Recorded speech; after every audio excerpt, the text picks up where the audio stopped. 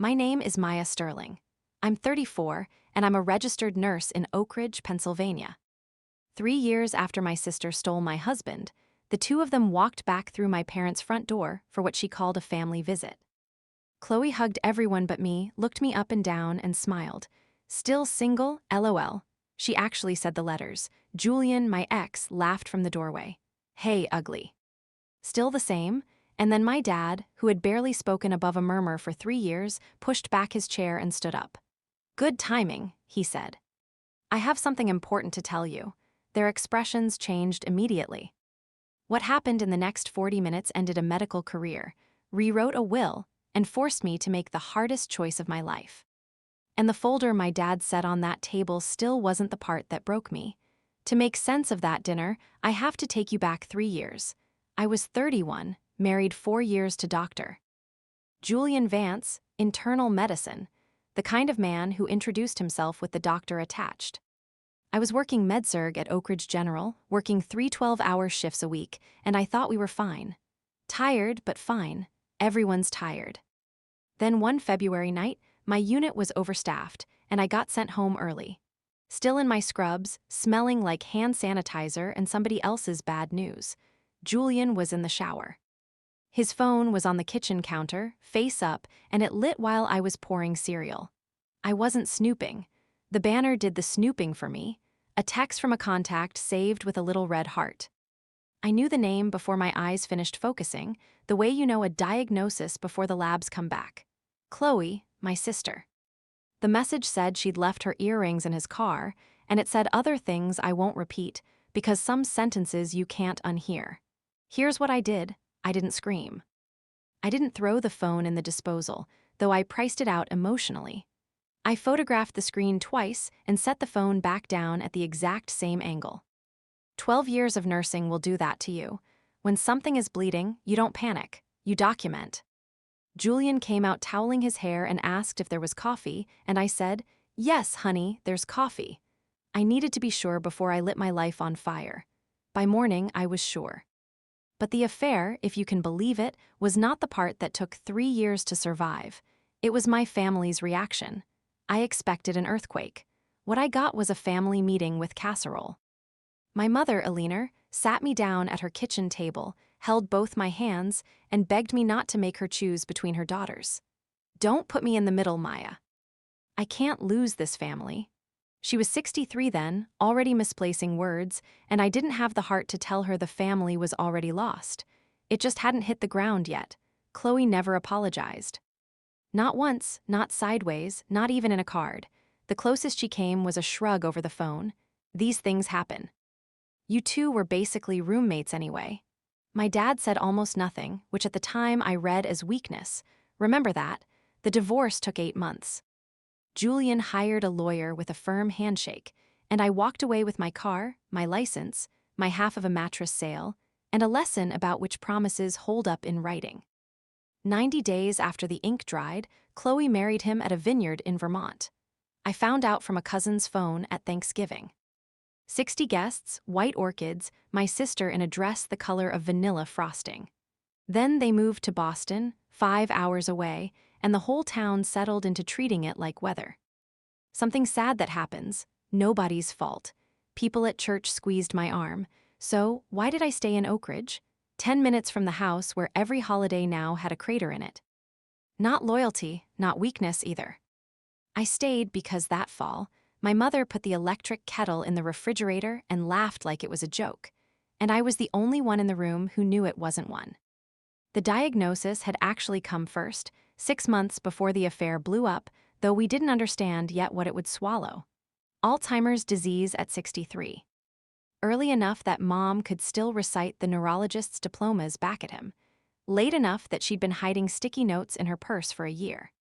My dad, Arthur Sterling, spent 35 years as a general surgeon, and he responded the way surgeons respond. He made a plan with clean margins. He sold the lake cottage his own father had built, added most of their savings, and set aside $300,000 in a dedicated account. Mom's care fund, every dollar of her future in one place. And here's the part that still makes my jaw tighten. Julian, the golden son-in-law before the fall, helped him structure it. Sat at that same dinner table with spreadsheets, patted my shoulder and said, "You focus on a leaner, let us handle the paperwork." So the account went joint. Dad's name and Chloe's, the eldest daughter, with everything routed through her tidy little system. It made sense at the time. I was pulling hospital shifts. Chloe was good with logistics. Julian was family. 6 months later, Julian was in my sister's bed, and you'd think the arrangement would have been torn up with the wedding photos. It wasn't. Mom, still lucid enough to be dangerous, begged Dad to keep things whole. If we cut them off, I lose her. And my dad, the man who once fired a surgical tech for mislabeling a specimen, just nodded and left the names where they were. For 3 years, I told myself he was too heartbroken to fight. I have never been so wrong about a quiet man in my life. So, the machine settled into its shape. I did the hands. Chloe did the money. On paper, it sounded almost fair, if you've never done the hands. My week ran like this. 3 12-hour shifts at Oak Ridge General, every Tuesday at my parents' house, alternating weekends, plus every phone call that started with Maya. "Your mother is asking for you." I managed her medication list, drove her to neurology, learned which shower rails she'd actually use, and kept a whiteboard schedule on their kitchen wall. And because charting is the one religion nursing gives you, I kept a care log. Date, time, what happened, who was there. Habit, not suspicion. The fund paid for real things at first. A day program on Thursdays, an aide named Rosa 2 mornings a week, grab bars, door alarms.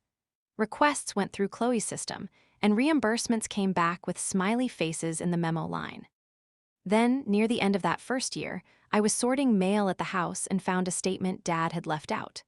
One line item, BrightPath Home Services, Care Coordination, $2,400 for the month. I read it 3 times. I had been in that house 4 days that week. There was no BrightPath, no badge, no binder, no van in the driveway, no coordinator calling me. And coordinators always call the nurse in the family. I brought it straight to my dad, statement in hand, finger on the line. He looked at it a long moment, then folded it in half. "I'll handle it," he said. The next month, the charge was there again, $2,600 this time. That night, I opened my care log and added a new column, and in it, I wrote one short line that would matter later. No aide present today. Let me tell you what 3 years actually looks like, because it isn't dramatic. It's Tuesdays. Tuesday was our day, mine and Mom's. I'd come at 9:00 with cinnamon rolls from Hartley's, and we'd sit at the kitchen table while I brushed out her hair, because buttons had gotten hard, but she still wanted to look nice. There is a way a daughter learns her mother's scalp like a map. We did photo albums until the photo albums started upsetting her. Then we did birds at the feeder. Then we just did the brushing and the radio. Somewhere in year 2, she stopped reaching for my name. It didn't go all at once. It flickered like a bulb before it quits. One afternoon, she caught my hand mid-brush, studied me with those pale eyes, and said, "You're the one who comes on Tuesdays." Not Maya, not sweetheart. The one who comes on Tuesdays. People ask if that broke me, and I tell them the truth. It did the opposite. Her mind was letting go of every scoreboard she'd ever kept. Names, weddings, who wore what. And the last thing it held on to was who showed up. Meanwhile, 5 hours away, my sister was documenting a different life. I wasn't following her, but small towns follow for you. Chloe on a boat in Mykonos. Chloe at a gala for a charity nobody could name. Chloe in a white coat that wasn't hers, captioned, "Behind every great doctor." And that October, under a decade-old photo of our mother at the lake cottage, my sister posted a caption that nearly made me drive to Boston. "Missing my best friend." The cottage that had been sold to pay for the care she was billing, though I didn't know that part yet. This January, the ceiling caved in. At 2:00 in the morning, my phone rang, and it was an Oak Ridge police officer with my mother in the back of his cruiser, wrapped in a blanket, mildly hypothermic, and asking, politely, if he could take her to the lake house. She had gotten up while my dad slept, dressed herself in a cardigan and one shoe, let herself out the back door, and walked almost a mile down Route 9 in 20-degree air. Looking for a cottage that had been sold 3.5 years ago. The ER kept her till morning. She was fine. Cold, scraped, singing to the nurses by 6:00. I was not fine. My dad was gray in a way I chalked up to the scare. He had the door chime people out by noon the next day. New locks, motion sensor on the back porch. Say what you want about surgeons, they don't make the same mistake twice. But her neurologist sat us both down that week and said the word we'd been out trunning. Memory care, not someday, but within the year, before the wandering finds a road with trucks on it. I did what I do. I made a spreadsheet, toured 4 facilities, and found exactly one that didn't smell like a hallway and sound like a television. Cedarwood. 20 minutes away, secured garden staff who knelt to talk to residents, a music therapist who knew that a woman who's lost her words can still carry a tune. There was a room coming available on the memory wing, 2nd floor, window on a big old oak. Mom stood at that window during the tour and went still, the good kind of still. Cedarwood had 2 things though, a wait list and a price. Here is where I should tell you about my dad, because I was watching the wrong patient. All that winter he'd been strange, thinner, quieter, which for Arthur Sterling is saying something. And he'd started asking me questions with a weird precision, like a man taking inventory. On the 14th, were you at the house? Did anyone from an agency come? Rosa works Mondays and Thursdays, never Fridays, correct? Twice I walked into his study, and he slid papers into a drawer with the smoothness of a man palming a card. My honest fear, and I'm ashamed of it now, was that it was starting in him, too. That I was about to have 2 patients and no parents. So one night in February, I brought him tea, sat across the desk, and asked him straight. Dad, the questions, the dates, the drawer. Should I be worried about you? He looked at me over his glasses for a long minute. My father has a face like a closed medical file. Then he said the sentence I grew up hearing every time he made me redo a school report. The sentence that used to mean nothing and was about to mean everything. A surgeon writes everything down. That was it. He picked his crossword back up like we'd been discussing the weather. 2 weeks later, the family group chat lit up with confetti emojis. Chloe. First message in almost a year that wasn't a thumbs up on someone else's photo. Big news. We're coming home next month for a visit. We miss you all so much. And we really need to talk about Mom. There was a heart on the end of it. My dad read that message at the kitchen table, and I watched him almost smile. I'm a nurse, so I read charts, and the internet is just a chart with worse handwriting. It took me one evening in a search bar to find out why my sister suddenly missed us all so much. Julian was opening a clinic, Vance Concierge Health, coming soon to a shiny address in the Boston suburbs. Membership medicine, unhurried appointments for discerning families. A website with a fountain on it. There was a glossy interview in a business publication. Dr. Vance and his wife Chloe, an Oak Ridge native, believe healthcare should feel like family. I actually laughed out loud, alone, in my kitchen. It was the caption under the photo that stopped the laugh. Founding investors sought, which is business speak for we need money. 3 days later, my phone rang with a Boston number I hadn't dialed since the divorce. Julian's voice hadn't changed. Warm, unhurried, the voice that got him through every complaint review of his career. Maya, good to hear you. Listen. We're coming down next month, and I think it's time we talked options for your mom. Your mom, 4 years at my family's table, and she had gone back to being your mom. He talked for 6 minutes, without one question mark, aimed at her actual condition. What he did say, twice, was that the house was a lot for my dad to carry, and that tying up equity in an empty room never helps anyone. I gave him nothing but him, and wrote the whole call in my log afterward out of pure habit. Then I sat there looking at the word I'd underlined. Options. When Julian said options, he had never once in his life meant choices. He meant math. I just couldn't see yet whose column he planned to move my mother into. The Monday after that call, Cedarwood called me. The room with the oak tree was coming open, and their wait list worked on deposits. $9,500 to hold it, $7,900 a month once she moved in. The director, a woman named Denise with reading glasses on a beaded chain, slid the paperwork across and did not dress it up. Memory care is expensive because doing it right is expensive. Take it home, do the math. I did the math in the parking lot because nurses don't wait for a desk. $7,900 a month is close to $95,000 a year. A terrifying number, until you remember my dad had planned for exactly this. $300,000 set aside 4 years ago, minus what 3 years of aids and day programs reasonably cost. Mom's fund should have had well over $200,000 left in it. Enough for years at Cedarwood, with the house and Dad's pension behind it. For the first time in months, the numbers held me instead of the other way around.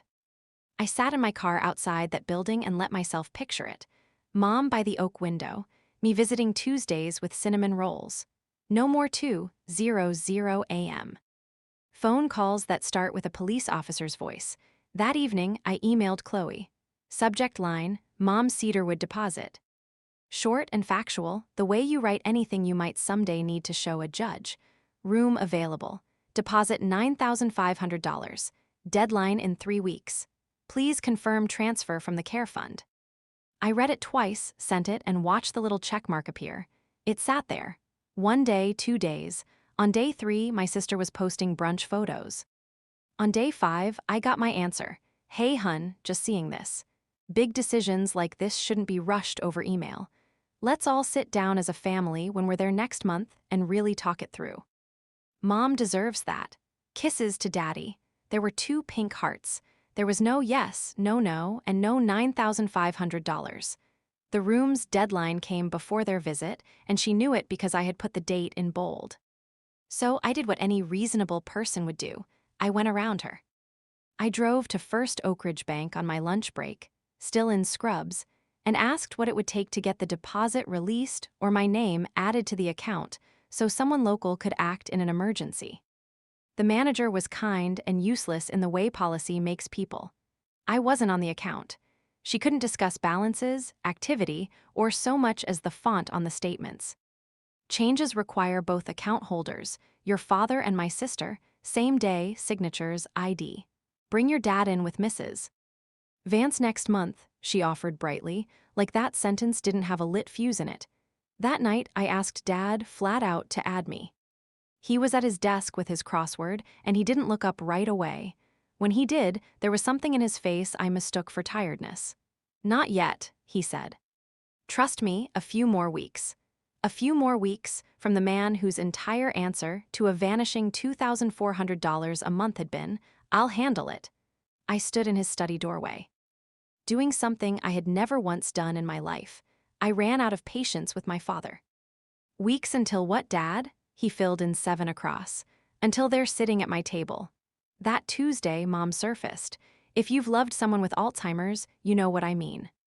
Some afternoons, the fog just lifts, no reason, and the person walks out of it wanting tea. I was brushing her hair at the kitchen table, and she was suddenly entirely my mother, asking if I still worked nights, asking whether Hartley's had raised their prices, which they had. Then she found the little mirror in the drawer and looked at herself a long time. I was never the beauty, she said, matter of fact. My sister Lorraine was the beauty. Mama made that clear early so I'd know my job. Brush, brush. I kept my hands moving. Chloe was such a beautiful baby, she went on, dreamy now. People stopped me in the grocery store. A baby like that, you build the day around her. I used to tell you, didn't I used to tell you? Let your sister have the spotlight, honey. You're my capable one. You don't need it. I had heard those words 100 times growing up. Standing behind her with the brush, 40 years of our family suddenly read like one of those x-rays, where the break has been there so long the bone healed crooked around it. My mother wasn't cruel. She was passing down the only arithmetic anyone had ever taught her. One girl gets seen, one girl gets useful, and both better be grateful. Chloe had been performing since before she could spell her own name, terrified of the day the audience left. And I had been earning since before I could spell mine, terrified of costing anything. I put the brush down and kissed the top of my mother's head, and she patted my arm and said, "You're a good one." Tuesdays, right? Julian called again 10 days before the visit, and this time he dropped the warm-up act. He had reviewed Mom's chart remotely, he said, which was fascinating since he hadn't laid eyes on her in 3 years and her neurologist had never heard of him.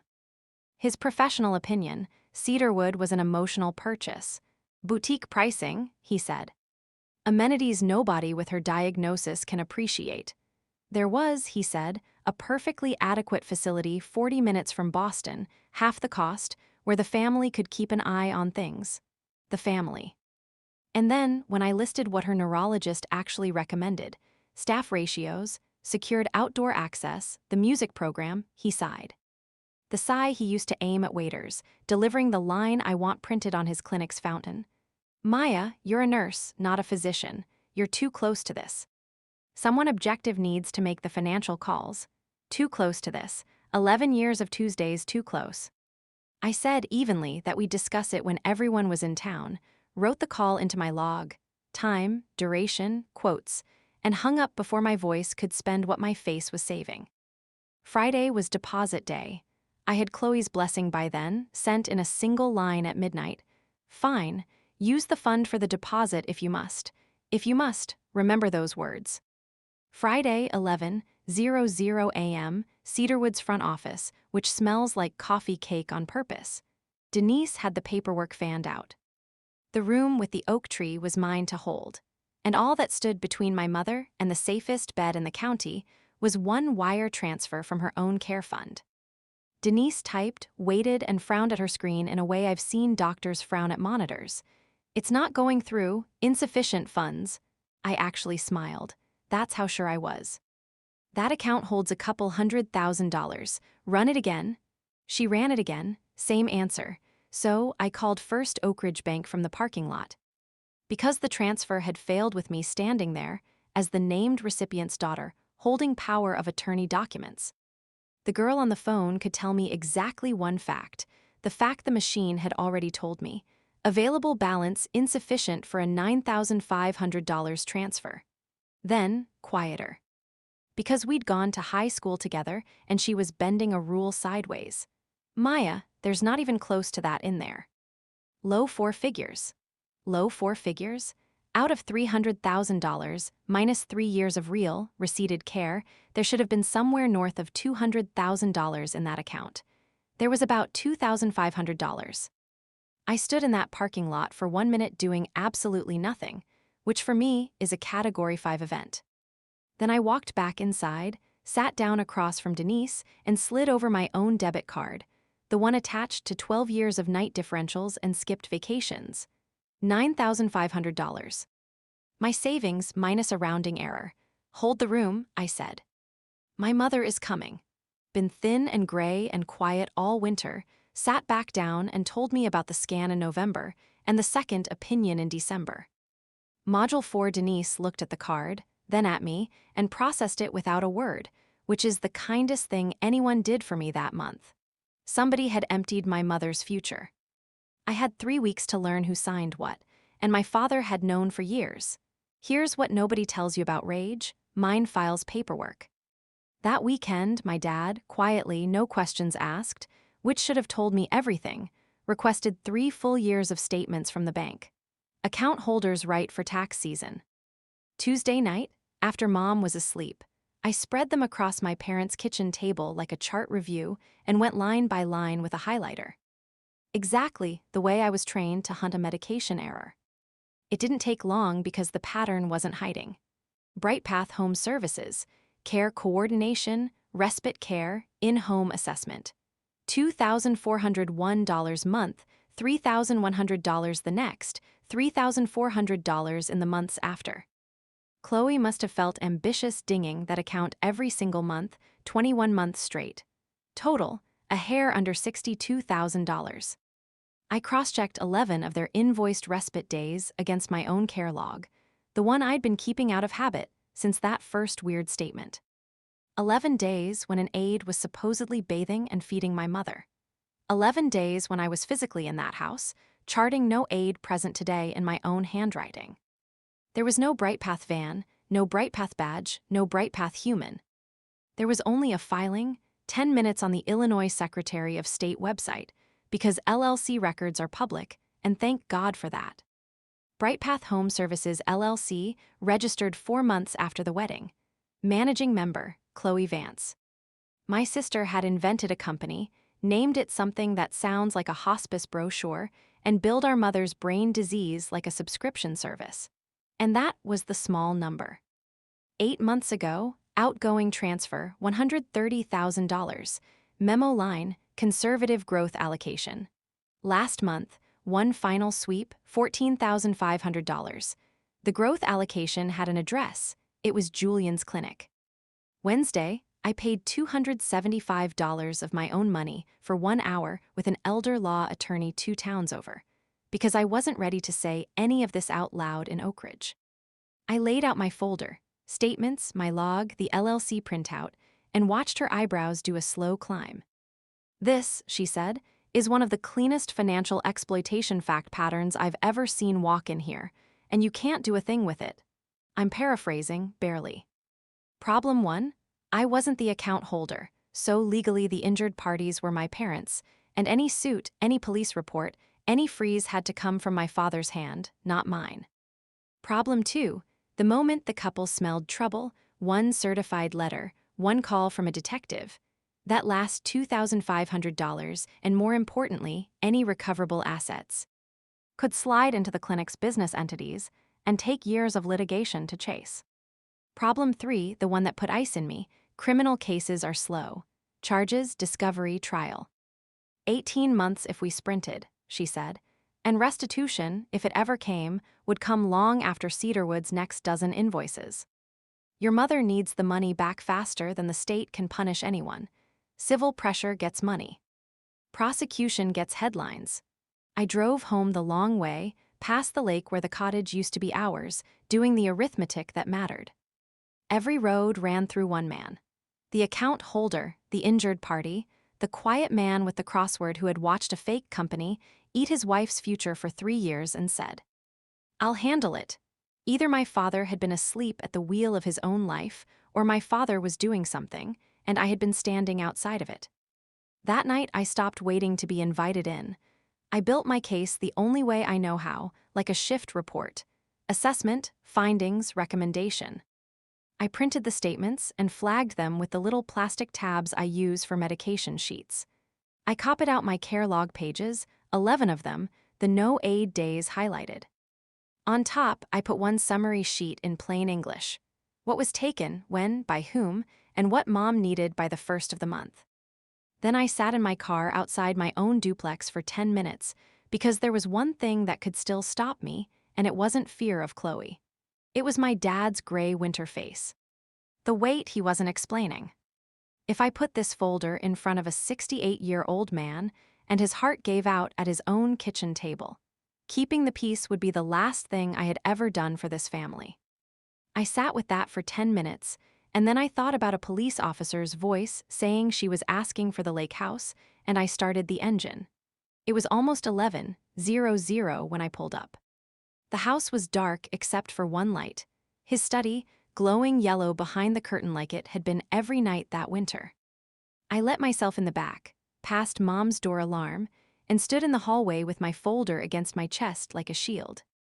I could hear paper moving in there, a drawer, the particular squeak of his old chair. My father was awake at his desk at 11:00 at night, 3 days before my sister came home, as if he'd been waiting for me for 3 years. I knocked on the study door and he said, "It's open, Maya," before I made a sound. He let me talk. 10 minutes uninterrupted, my folder open on his desk, my voice doing the steady clinical thing it does when the news is bad. Bright Path, the 11 days, the $130,000, managing member, Chloe Vance. When I finished, my father took off his glasses, cleaned them, and said, $61,900. Like a man correcting a resident's chart. Their invoices drift upward in March. She got a bonus in March, back when she had a real employer. Old habits. Then he stood, took a key from his vest pocket, and unlocked the oak cabinet behind his desk, the one I'd assumed my whole life held tax returns and old journals. 3 shelves, labeled folders, year by year. Copies of every statement going back to their first month in Boston. Screenshots, certified mail receipts, the BrightPath LLC registration, printed and dated years before my 10-minute internet discovery. A timeline in his surgical block print, cross-referenced. I saw my own name against the whiteboard schedule photos he'd apparently been taking of my care calendar for years. My red flags, the ones I'd handed him one at a time like a good girl, filed and annotated. "You knew," I said. "The third month," he said. "The first invoice looked wrong. The second confirmed it." After that, every month they billed, the record got heavier. Cut them off early, you save money and lose the proof. Let it run, document everything. And he tapped the cabinet door. A surgeon writes everything down. I asked the only question left. "Why now, Dad? Why not last year?" And my father, who had the word pancreatic and what months, not years, does to a man's calendar. Then he almost smiled. "Good timing, they're coming to us." The next morning, we drove to see Marjorie Bell, an elder law attorney, a woman about 60 with a handshake like a door closing. It turned out I was the last person to join a surgery already in progress. The new will was drafted. Mom's remaining scraps of money had already been moved by Dad, the one signature Chloe couldn't block, into a fresh account with his name and mine. A demand package sat in a folder with Bell's letterhead. Repayment in full, civil complaint ready behind it, criminal referral behind that, like instruments laid out in the order you'd reach for them. "We don't send anything," Bell said, "until they're in a room. Paper scatters people, rooms concentrate them." The plan for the visit was simple. Let them come. Let them make their pitch, whatever it was. Dad was betting on the house. And then he would stand up, and the folder would come out, and every path they might run down was already bricked over. I sat there nodding, taking my own notes, feeling for the first time in 3 years like the floor was load-bearing. And then my father turned away from Bell, looked at me over his glasses, and went off script. "When this is over," he said, "what do you want, Maya?" I started to answer, and he held up a hand. "Not for your mother, I know what she needs. It's in the file. For you, what do you want?" I opened my mouth and nothing came out. 34 years old, a woman who can tell you what every patient on a ward needs at 3:00 a.m., and the question, "What do you want?" hit me like a language I'd heard about but never learned. Belle glanced up from her legal pad. My father just waited. He was still waiting when we left. The 2 weeks before they came were the longest of my life, and I spent them doing something I'm not proud of, rehearsing. Not the plan needed nothing from me but a calm face. I mean, I lay awake drafting speeches for my sister. Little scalpel sentences, polished nightly, about vineyard weddings paid for out of what canceled Rose's Fridays, about missing my best friend posted under a photo of a cottage she'd helped liquidate. I'd fall asleep mid-edit and wake up sharpening a different one. Meanwhile, daytime Maya kept the machine running. Shifts, Tuesdays, the brushing, Cedarwood's intake forms in triplicate. Denise called to confirm move-in for the 5th of the month. And Mom, in a half-lucid moment, asked if the new place would have her oak tree, and I said yes, and she said, well. Then, but here's the thing I finally admitted to myself somewhere around midnight number 9. I wasn't rehearsing for justice. Justice was handled. The folder, Bell, the Bricktover roads. I was rehearsing for the scoreboard. 3 years of still single rattling around my head.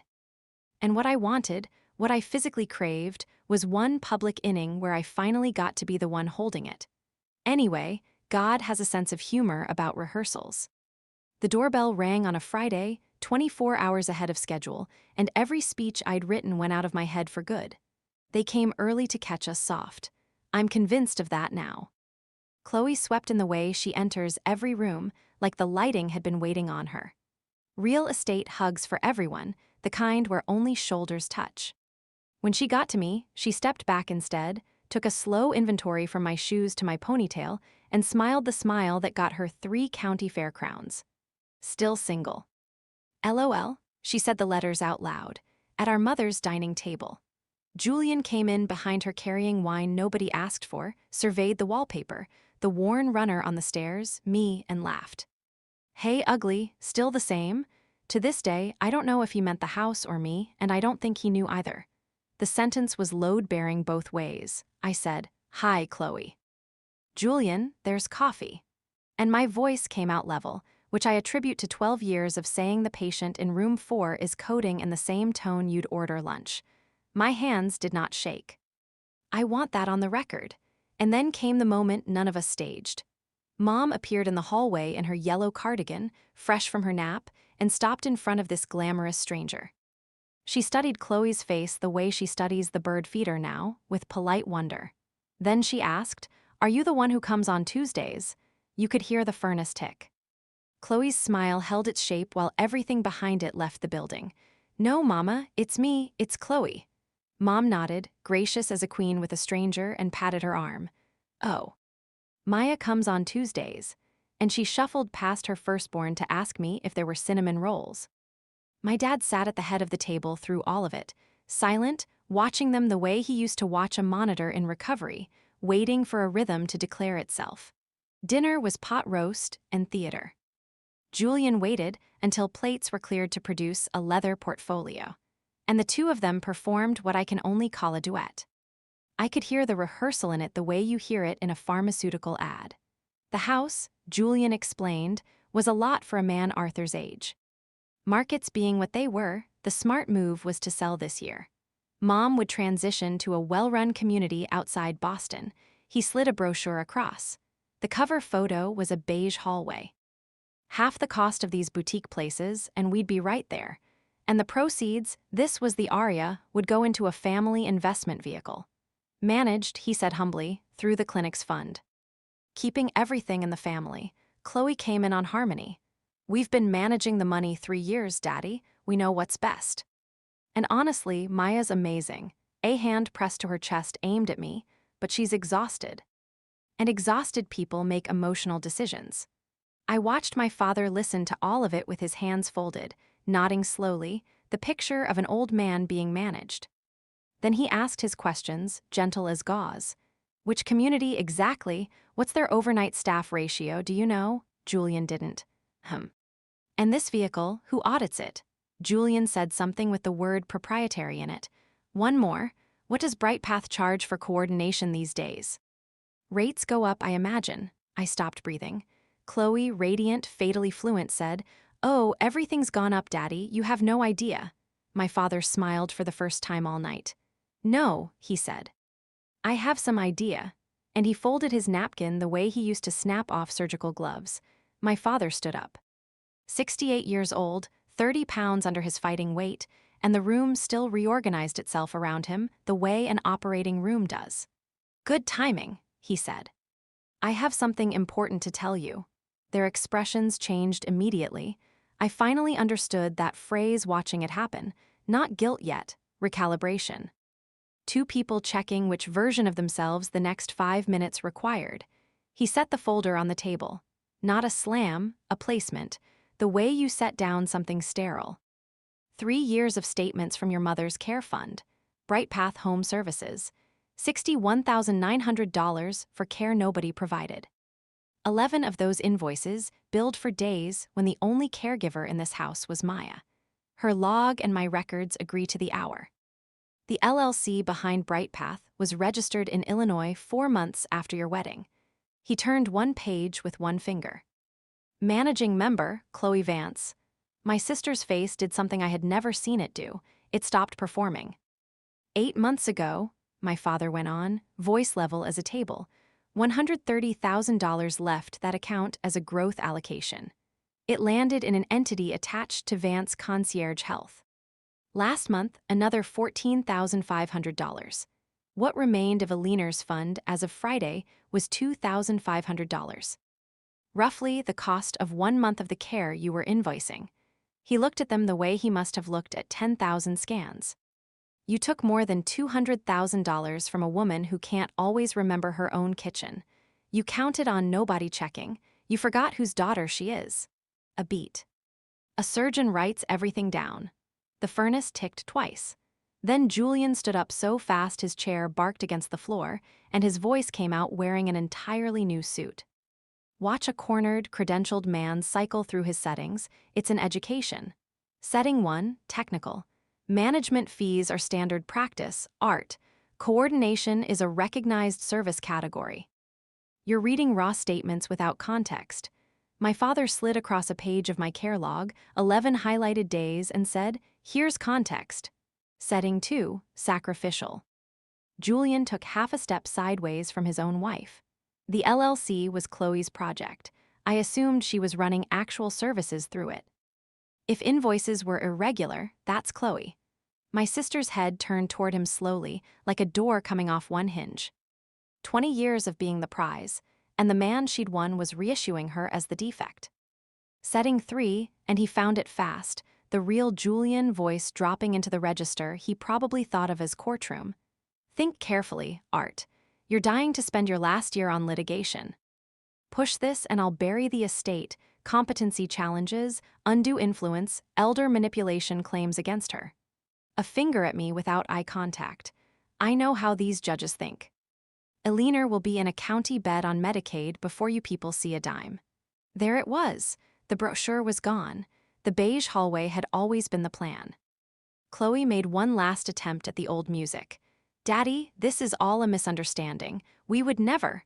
And my father looked at her with something so much worse than anger. Inventory. The will was re-executed last Tuesday, he said.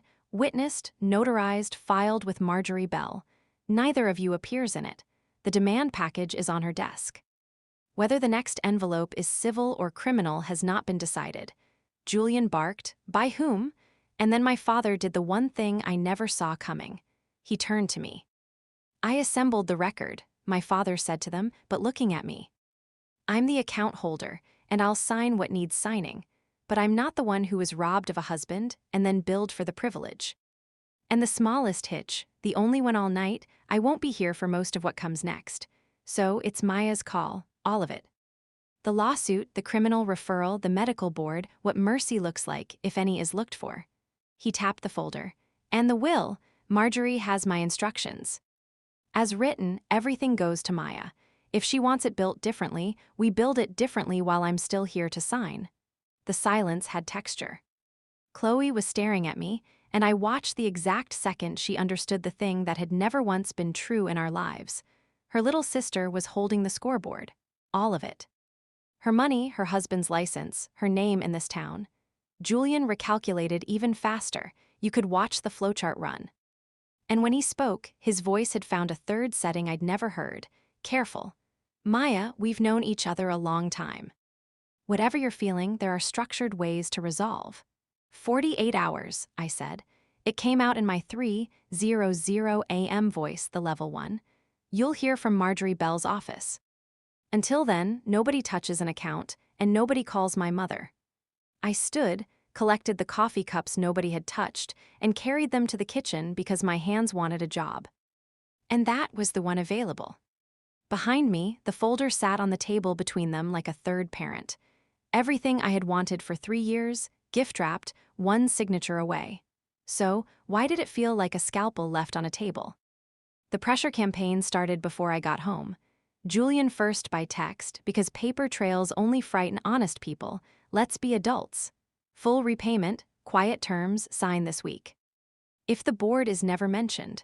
Medicine is a small world, Maya, so is Pennsylvania law. I golf with people you'd recognize. I screenshotted it into my log out of habit and did not reply. Then at 11:00, a knock at my duplex. And there stood my sister, alone in the porch light. I almost didn't recognize her. No lashes, no lipstick, hair scraped back. And I realized I had not seen my sister's bare face since we were teenagers. Maybe nobody had. "Take the money," she said, no hello. "It's gone anyway, most of it. The clinic ate it. Take the house, take the will, I don't care, I'll sign whatever." Her voice was shaking and her hands were shaking, and none of it, for once, was staged. "But the board thing kills him, Maya. License, clinic, everything. And if he goes down," she laughed, one broken note, "what am I?" "He's all I have." I asked her quietly why she'd done it, any of it, and my beautiful sister looked at me for a long time out there in the cold and finally told the truth. Possibly for the first time since her first pageant. "Somebody had to be the pretty one," she said, "the way you'd name a diagnosis. You don't know what it's like watching that go. Being seen was the whole job, Maya. Mom gave you the useful thing. Useful doesn't expire." For 1 second, I saw the 6-year-old who got applause for existing and the terror underneath every crown since. She never once said sorry. Not for Julian, not for Mom, not for me. I told her good night, closed the door, and sat on my kitchen floor with my choice. I didn't sleep. So at 6:00, I drove to my parents' house and let myself in. And because it was technically Tuesday, I got out the brush. Mom was up with the birds these days. She sat at the kitchen table in the yellow cardigan, and I worked through her hair section by section while the coffee maker talked to itself, and she hummed something from before I existed. And somewhere in there, my hands went quiet. Here is what I understood at that table, and I'll say it plain because it cost me enough to learn. If I took the crown, they were all suddenly offering soul. Heir, avenging daughter, the sister who won in the end. I would finally have the thing I'd been starving for since I was 9 years old, and it would prove the scoreboard right. It would just be Chloe's religion with me on the throne, the whole machine intact. One girl seen, one girl useful, everybody keeping score forever, waiting to chew on whoever came next. My mother never needed a winner. On her worst night, on Route 9 in one shoe, she wasn't looking for the daughter who won. She was looking for something that felt safe. She kept one fact when everything else went. Someone comes on Tuesdays. That's the entire ball game right there. Love that has to be won can be stolen. I watched it happen at my own kitchen counter. Love that just shows up has no handle to grab. Mom surfaced for a second, caught my eye in the little mirror and said, "Tuesday, girl." And I said, "That's me," and finished the braid. At 8:01, I called Marjorie Bell's office. "I know what we're doing," I told her. "All of it. Set the room for Thursday." Thursday, 10:00 a.m., Marjorie Bell's conference room, long table, bad coffee. My father to my left with his hands folded. The two of them across from us, flanked by a Boston attorney who kept glancing at his own phone. I have run codes. I know how to be the calmest person in a room professionally, and I am telling you I have never needed the skill more. I went down my list like a shift handoff. 1. Repayment. $206,400, the full BrightPath plus both transfers. You'll sign a repayment agreement with a confession of judgment today. Miss one payment, and the judgment files itself. No trial, no discovery, no delays. Sign it, or the civil complaint and the complete criminal referral packet go out tomorrow morning. And you can explain BrightPath to a jury in a county where everybody's mother knows my mother. The Boston attorney started reading very fast. 2. The estate. I looked at my dad, because this part we had settled at his desk the night before, and he'd listened. Then he'd put his hand over mine for about 4 seconds, which, for Arthur Sterling, is a wedding toast. The will as drafted leaves everything to me. I've asked him to redraw it.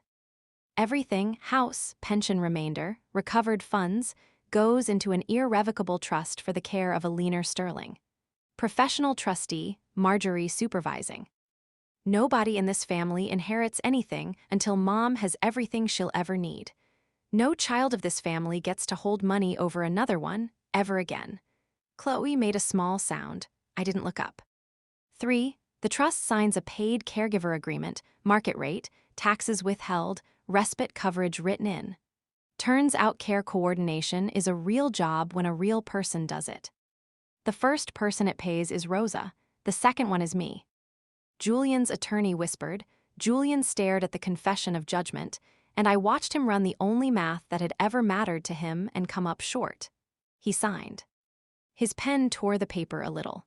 Chloe signed without reading, which was somehow the saddest thing in the room. Then I took out the last document, the one nobody had priced. 4. I set it down facing them.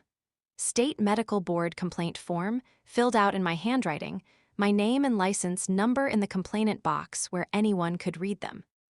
11 BrightPath invoices had carried supervising physician documentation, visit summaries, oversight notes. A signature I'd been reading on prescriptions for years. Encounters that never happened.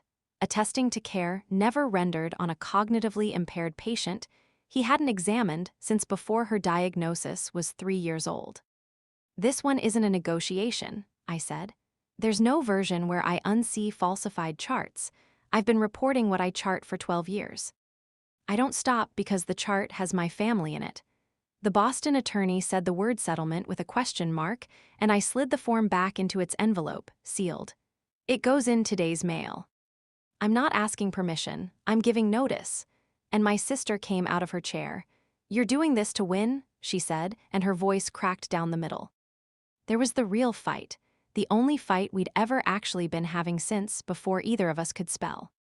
You finally get to be the one they pick, and you're going to stand there and pretend it's ethics. Chloe, I said quietly. Quiet was the one register our family had never used on her, so it landed. I stopped keeping score. She stood there with her mouth open, a woman whose entire operating system had just been handed a sentence it couldn't parse. I'm not going to hate you, I said, and I was surprised to find it wasn't even hard to say. I'm not going to follow your life or tell this town its favorite story about you, and I'm not coming back. Those are all the same decision. I gathered my folder and stepped out into the hallway. My mother's future was funded, the truth was on rails I didn't have to push, and a sister was subtracted. A fantasy of applause was left on the table with the bad coffee. Nobody claps at the end of a shift, the work is still done. In the hallway, my father was waiting for me, leaning against the wall like a man who had all the time in the world, which was the joke he'd earned. He looked smaller in his coat than he had at the table. The table had been running on borrowed voltage. We stood there while an office copier hummed somewhere, and my father studied me the way he studies things he intends to remember. I'll tell you the thing I got wrong, he said, which from him was practically a sonnet. I thought the folder was the protection. 3 years, I kept the records so that when the day came, no one could argue. But sitting in there, he tipped his head toward the conference room. I watched you leave the sword on the table when you had every right to swing it. And build your mother a fortress out of it instead. And I understood I'd been keeping the wrong ledger the whole time. He put his hand on my shoulder, and his hand had a tremor now. Neither of us mentioned it. They counted what they could take, Maya. Your whole life, I counted what you carried. Every Tuesday, every flag you brought me, it's all in the cabinet, dated. I just never once said it out loud, and that was the error in my chart. I'm not going to describe what my face did in that hallway. Some things aren't meant to be laid open. What I will tell you is what I said, because it surprised us both. I had spent 34 years never asking that man for anything. Being the daughter with no needs was my whole rank and serial number. Teach me the pancakes, I said. Saturday, the ones from when we were little with the bad flip you always blamed on the pan. While there's time, my father laughed, actually laughed in the hallway of an elder law office, the first time I'd heard it since November. Saturday, he said, bring your notebook. A surgeon writes everything down. We had 7 more Saturdays. I'm told that's not many. I'm telling you it was a fortune. Here's where it all landed. My mother moved into Cedarwood on the 5th, into the room with the oak. And the fund that pays for it every month now has a trustee who answers to nobody's mood at any dinner table. The repayment checks arrive on schedule. Julian's attorney saw to the wire dates personally, because the alternative files itself at the courthouse, and Julian has finally met a document he can't charm. My deposit came back to my savings account in the first distribution. Marjorie insisted. Line item 1. The medical board took 11 months, which they tell me is fast. Probation, practice restrictions, mandatory supervision. A public order with his name on it that any patient can read online. Not the guillotine, but worse in a way I didn't design and can't feel bad about. The money people read public orders, too. And the Fountain website quietly became a page that says thank you for your interest. The clinic space is a med spa now. Chloe sold the Boston condo, I heard, the way you hear things in Oak Ridge, which is sideways at the pharmacy. She didn't come to the funeral in the spring. My father died at home in May, upstairs, holding my mother's hand while she hummed to him. She didn't fully know who he was by then, but she knew he was hers to be gentle with. And if you ask me what mercy this whole story spared us, it's that his last inventory was her hand and not a courtroom. He left every folder in that oak cabinet labeled, cross-referenced, and dated with a sticky note on the front shelf in block print for Maya, already backed up. She sent white flowers to the funeral home, my sister. The card was blank. I've thought about that blank card more than I should. It's the most honest thing she sent me in a decade, and I've decided to let it be what it is. A scoreboard, retired. As for me, I dropped to 2 shifts at the hospital. The caregiver agreement pays me for Tuesdays now, and for the Fridays that used to be invisible. The first time a paycheck arrived with that work name on the stub, I sat in my car and looked at it a good long while. Rosa is back, Mondays and Thursdays. In June, I took an actual vacation, 4 days at a lake in Vermont, and on the second morning, I realized I was waiting for a phone call that wasn't coming. By the fourth morning, I'd stopped waiting. That's the whole prize, if you're wondering what winning looks like from the inside. Nobody chose me, I just stopped auditioning. Turns out those were never the same door. If I could stitch one line into that family's old kitchen wall, it would be this: love you have to win can always be stolen by a better contestant. But love that just shows up, Tuesday after Tuesday, can't be taken because it was never a prize.